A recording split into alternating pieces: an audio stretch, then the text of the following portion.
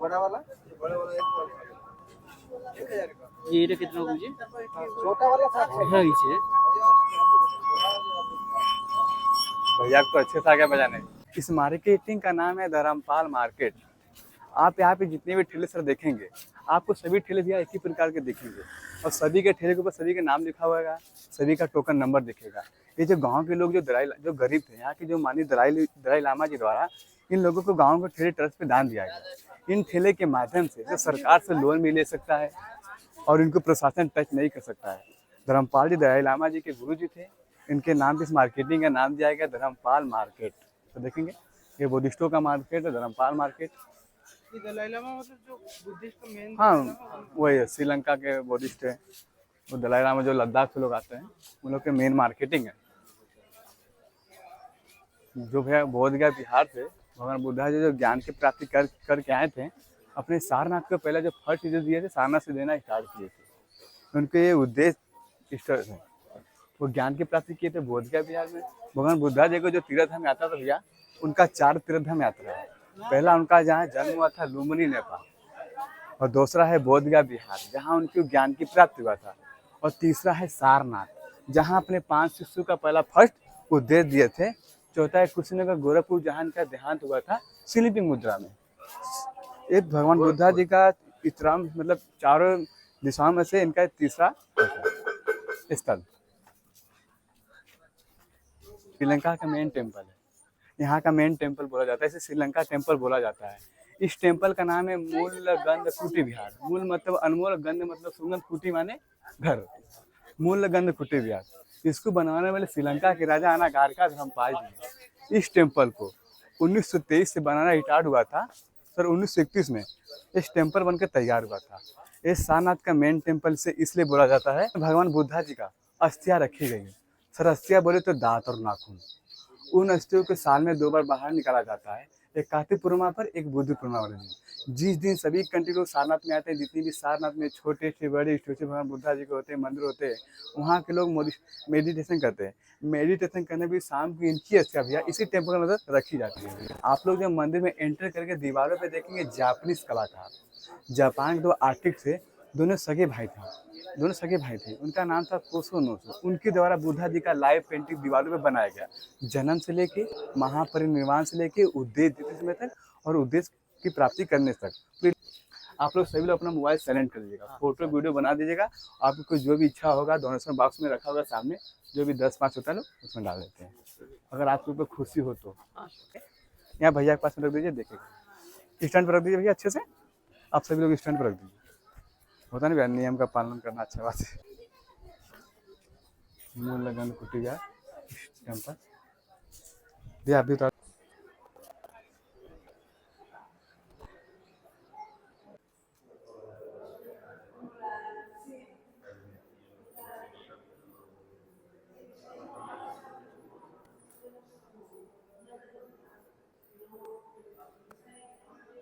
Okay तो फोनটা বার করুন বার করছি মন করে নেব ফটো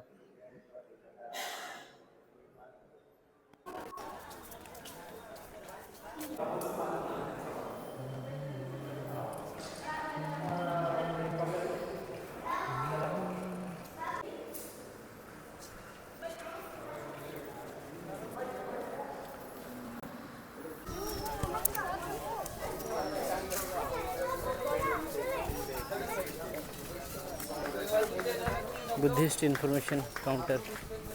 आइए भैया आप लोग तो इधर में जो मानते हैं बुद्धि का जो पत्ता गिरा हुआ होता है, जो लाल पत्थर पे उसे उठाते हैं, अपने घर में जो मंदिर होता है मंदिर के पास में रखते हैं। जैसे सर हम लोग पढ़ते थे, हम लोग अपने बुक वगैरह रखते हैं ज्ञान की प्राप्ति के लिए। इधर देखिए सर ज्ञान की प्राप्ति करके आए थे, अपने 5 शिष्य को जो पहला फल उद्देश्य दिए थे सर, ये सारनाथ से देना स्टार्ट किए थे तो स्थिति के पास पे। आप सामने देखेंगे तो बर्मा के लोगों द्वारा कल्पना करके उनका मॉडल बना है 1988 में कि भगवान बुद्धा जी इसी प्रकार ज्ञान दिए तो उनके 5 शिष्य हैं भगवान बुद्धा जी हैं। इधर धातु का घंटा बना हुआ है, इसे जर्मन की लेडीज़ ने महाबुद्धिस्ट सोसाइटी ऑफ इंडिया को 2005 में इस घंटे को ट्रस्ट को दान दिया। इस घंटे का वजन है 2 टन 10 kg। ये सुबह में 4 बजे बजता है, शाम को 6:30 बजता है सर। इसलिए सुबह शाम पे बजता है, पीछे ये अलार्म का काम करता है। अलार्म का जब ये बजता है भैया घंटा, तो 2 से 3 किलोमीटर गांव में जाती इसकी आवाज़,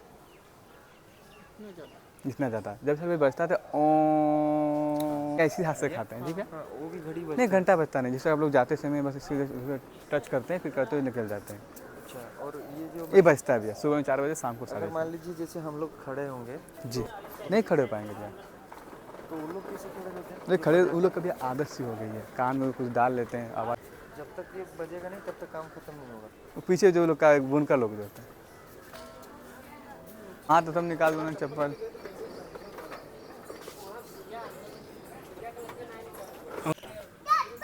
आगे उठे आगे तो कड़ा के देख लीजिए जाके तो।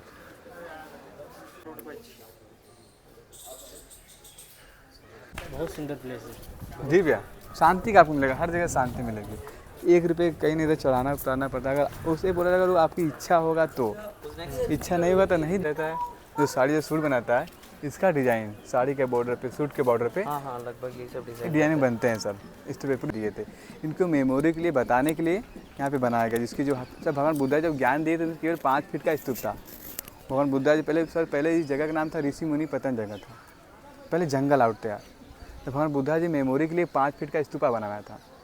मेमोरी के लिए हम वहाँ पे ज्ञान दे रहे हैं। जंगल उस मुद्रा में दिए, तो उस ऐसा करके इस मुद्रा में जो ज्ञान दिए, तो उस मुद्रे का लोग पूजा करते भगवान इसी मुद्रा में प्रणाम मतलब ज्ञान दिए थे। और बहुत लोग जो हीन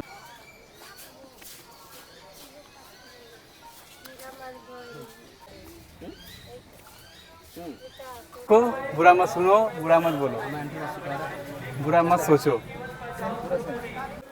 सबसे खूबसूरत टेम्पल। देखिए भैया इसी देखिए भैया मशीन है।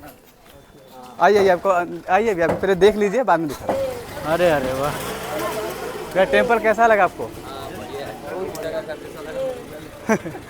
तो इसे बोला जाता है जापानीज टेम्पल। जापान में इसी प्रकार का मकान होता है, मंदिर होता है, घर होता है। इसे बोला जाता है black pagoda design, black pagoda design बोला जाता है। इसलिए कि सर जापान में ज़्यादातर बाढ़ भूकंप आते रहते हैं। इन लोग का देखेंगे पानी का धार बनाया रहता है बराबर, कि पानी छत पे इकट्ठा ना रुके ना।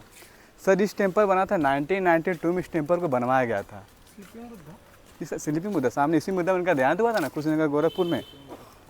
अभी अंदर में बताएंगे सर। तब से अभी तक ऐसा ही है सर, मेंटेन होते रहते मतलब कि साफ सफाई। भैया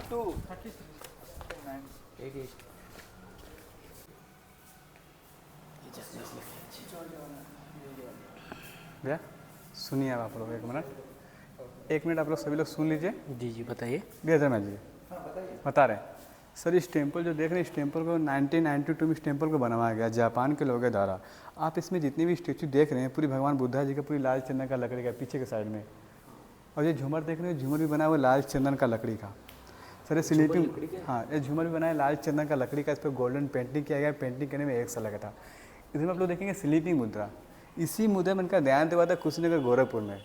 और बुद्धा जी को विष्णु जो कि 9वें अवतार माने जाते थे सर। इसलिए क्योंकि जो कान देखेंगे तो कांधे से सटा हुआ दिखेगा, जो हाथ देखेंगे तो घुटने से सटा हुआ दिखेगा, पैर और उंगलियों पे देखेंगे तो अशोक चक्र बना हुआ दिखेगा, जो महापुरुष का एक निवास है। इसी मुद्दा में इनका ध्यान हुआ था कुशीनगर गोरखपुर में। और सामने आप लोग देखेंगे जो बोधगया बिहार में भगवान बुद्धा जी जो ज्ञान की प्राप्ति कर रहे थे, उनका कंकाल का रूप सामने ऐसा हो गया था। कंकाल का रूप जो बोधगया बिहार में भगवान बुद्धा जी जब ज्ञान की प्राप्ति कर रहे थे, तो उनका कंकाल का रूप ऐसा आ गया था। फिर उसके बाद सारनाथ में अपने 5 शिष्यों का पहला फर्स्ट उद्देश्य दिए। फिर उद्देश्य देते तो गए कुशीनगर गोरखपुर में। कुशीनगर गोरखपुर में इनका स्लीपिंग बुद्धा में देहांत हो गया था। ज्योति सुजाता नाम की जो लड़की थी, भगवान बुद्धा जी को जो खीर में जहर मिला के दे दी थी, और भगवान बुद्धा जी का देहांत हो गया था। तो रहता है, अभी बोलेंगे तो हमारे पास 200 का नोट दिखा देंगे, रहता है एकदम सर। देखेंगे एकदम सर, एक शेर का मुँह खुला हुआ दिखेगा, एक शेर का मुँह बंद है। एक शांति का प्रतीक है, एक अशांति का प्रतीक है।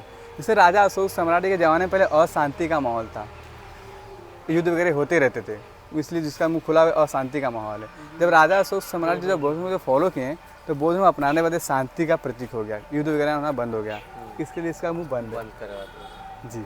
इसी पीछे भी होगा, इसी पीछे जो गाँव वाला होता है, जो 6,500 जो गाँव वाला होता है, जो बनाता है, सामने लोग का सोसाइटी होता है, वो रहता है भैया, यही चीज रहेगा ये सेम। बात चल रहा है।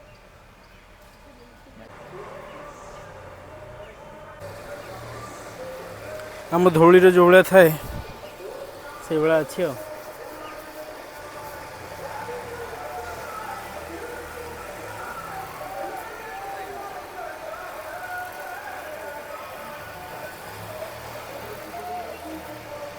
कहीं ना बहुत शांति बुलूचे सीरीयसली एपटे कहीं आसुना खाली से बुली दी पड़ों आम भाग्य भल आमको भल गाइडटे मिलला जो आम भल भल जगह गुड़ा सब बुली पार्छु।